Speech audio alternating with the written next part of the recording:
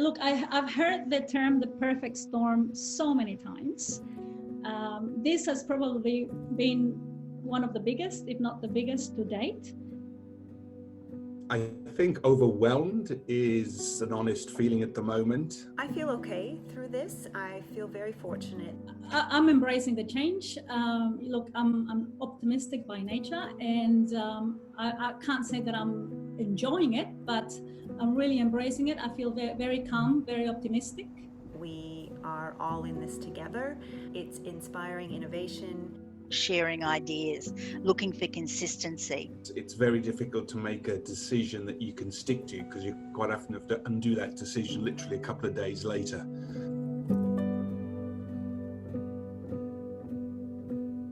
First and foremost, the focus was on the current students that we have, both domestic and international, ensuring that we could have a smooth transition from face-to-face or on campus to online. We have a couple of communication apps that we use where students can have a virtual chat to us. The university's also got something called the Virtual Village.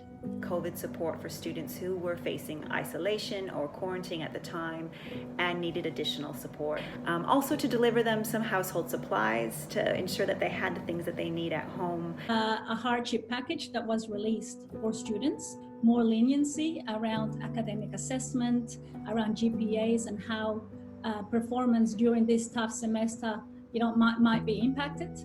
Everyone's going the extra yard. The level of stress and anxiety is quite heightened. Not everybody had all the technology that they needed to perform their job. I have a daily meeting first up with my senior managers. A lot of staff, particularly those with young families, have found it extremely stressful to perform to their usual level. It is very, very difficult.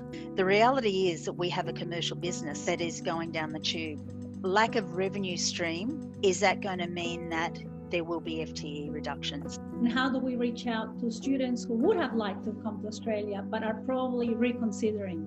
We haven't got an answer yet. We think we have, but that's the immediate challenge. The partnerships piece is going to become probably more important than ever before. It's still a very green space.